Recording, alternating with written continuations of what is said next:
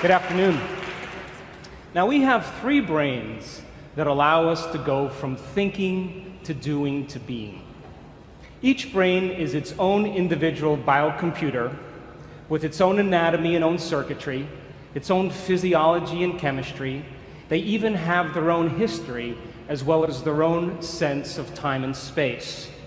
Now, the first brain, the neocortex, it's the newest brain in evolution. It's that walnut-shaped structure that sits on the outside with all of its folds and valleys in yellow there. It's the newest, the most evolved and highly specialized in human beings. Right under the neocortex is called the limbic brain, the chemical brain, the emotional brain, or the mammalian brain. It's about the size of a lemon, and it's responsible for regulating internal chemical order. Right in the back of the brainstem there in red is called the cerebellum, the reptilian brain. It's the oldest brain in evolution. It's the seat of the subconscious mind. Now, your brain is made up of about 100 billion neurons. If you took 100 billion sheets of paper and stacked them on top of each other, it would be 5,000 miles high. That's the distance from Los Angeles to London. Now, nerve cells possess the unique ability to store and communicate information between each other. So your neocortex, your thinking brain, is the seat of your conscious awareness. You're listening to me right now with your neocortex. And what the neocortex loves to do is to gather information. And every time you learn something new, you make a new synaptic connection in your thinking brain. That's what learning is. Learning is forging new connections. And every time you learn something new, your brain physically changes. So you read a book on how to ride a bicycle, you read a book on how to build a doghouse, you read a book on how to dance the salsa, how to cook French cuisine, how to become successful, how to be a better parent. And your brain literally upscales its hardware to reflect a new level of mind. The principle in neuroscience says this: nerve cells that fire together wire together. And as you begin to learn new information, you biologically wire that information into your cerebral architecture. So if learning is making new synaptic connections, then remembering is maintaining and sustaining those connections. And just like any relationship, the more you communicate, the more bonded you become. And neurons are exactly the same way. Now, once these neurons begin to fire and wire together, they actually form networks, what neuroscientists call neural networks. Now, neural networks are just gangs of neurons that have fired and wired together to form a community of neurosynaptic connections. It could be related to an idea, a concept, a memory, experience, a skill or behavior and action. But these networks actually have an electrochemical component. And if you want to see mind in action, watch this. That's a thought right there. Again. So you generate more electrical impulses in your brain in one day than all the cell phones on the planet put together. Now, the neuroscientific definition of mind is the brain in action. Mind is the brain at work. Mind is what the brain does. And because we have 100 billion neurons seamlessly pieced together, we can make the brain fire in different sequences, different patterns, and different combinations. And whenever we make the brain work differently, we're changing our mind. So once you've understood something intellectually, theoretically, once you've understood something philosophically, if you take what you intellectually learned in your thinking brain and you apply it, you personalize it, you demonstrate it, it means you're going to have to modify your behavior in some way. And if you change your actions and you do something differently, you're going to have a new experience. Now, when you're in the midst of an experience, everything you're seeing and smelling and tasting and feeling and hearing, all of your five senses are gathering this vital information from the environment.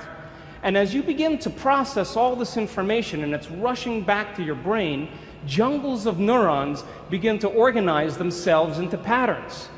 The moment those neurons string into place, the brain releases a chemical, and that chemical is called a feeling or an emotion.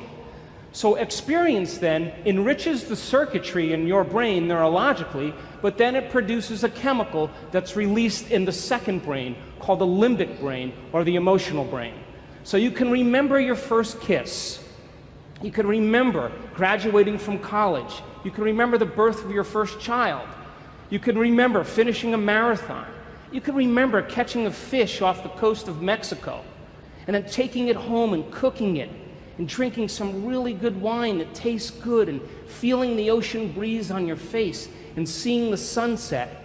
And we could say that you were altered from that experience. The problem is, you can't remember what you had for dinner the night before. That's because routine lulls the brain to sleep.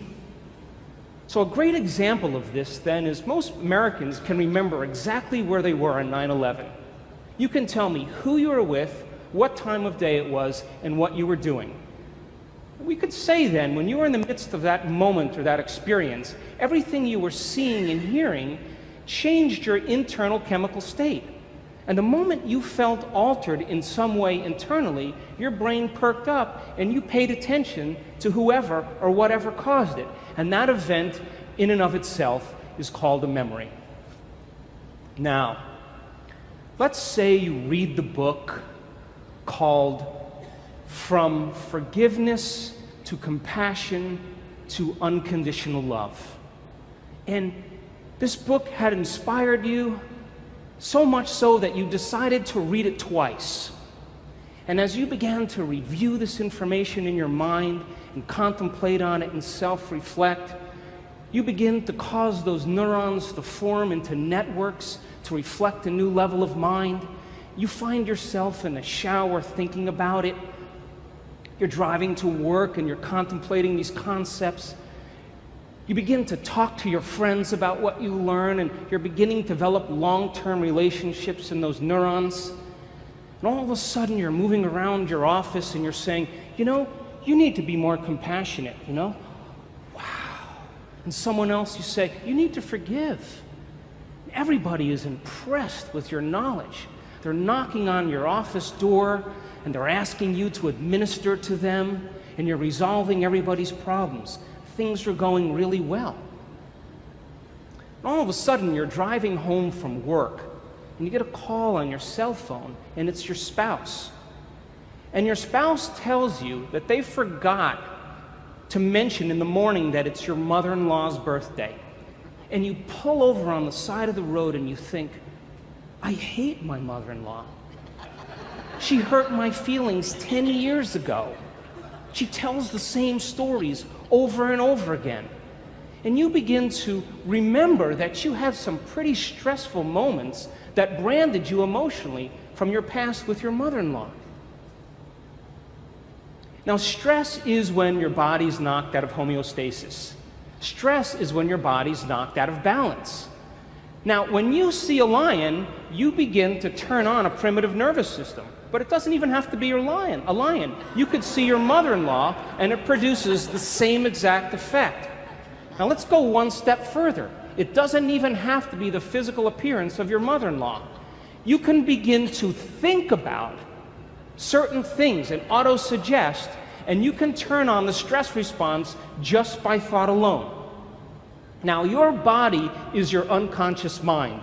It does not know the difference between the actual experience in reality that produces the emotion and the emotion that you fabricate by thought alone. To the body, it believes it's in that experience. So the moment the limbic brain begins to make a blend of neuropeptides, it begins to signal the hormonal centers, and you get a rush of energy to prepare you for this event, real or imagined.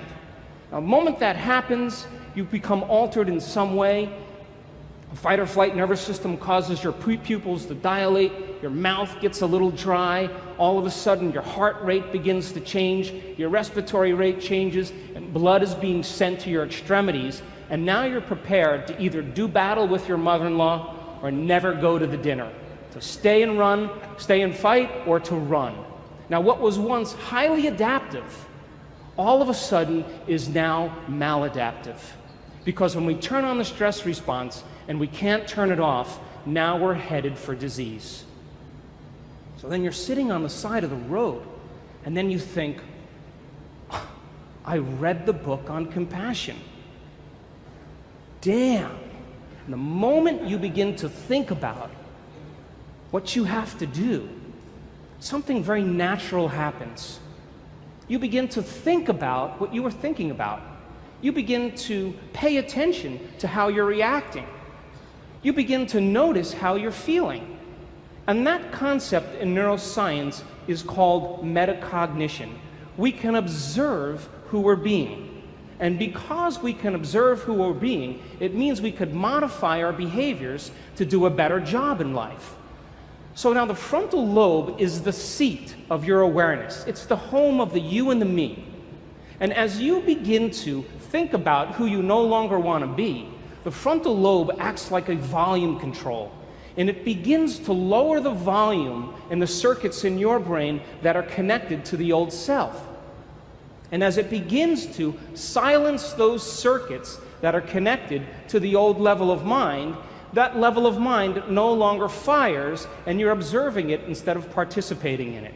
And as you begin to silence those circuits, nerve cells that no longer fire together no longer wire together. And you begin to biologically break down the circuits in your brain that are connected to the old self and to the old mind. Now, as you're sitting on the side of the road, you think, what piece of knowledge could I apply in this situation from what I learned in the book?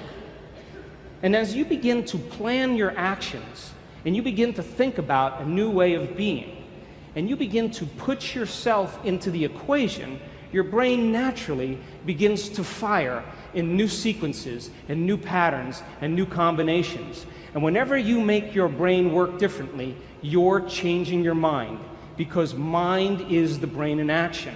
And as the brain begins to fire in new ways and you produce a new level of mind, nerve cells that fire together wire together, and you begin to install the neurological hardware ahead of the actual experience. And now you have circuits in place to use when you get into that dinner. So now, as you ask yourself, what is compassion? And you begin to remember all these different things that you learned in the book, the frontal lobe, like a great symphony leader, begins to synchronize these circuits. And when it begins to produce a certain level of coherence, a certain level of mind, your brain naturally creates a hologram or an image. And that image then becomes the internal representation of what you are going to use when you walk into that dinner. We would call that intention. Now, there's a very, very unique shuffle that kind of goes on microscopically between different circuits in your brain. You're trying to fire this new thought called compassion. But remember, you fired and wired all these other circuits based on the last 10 years.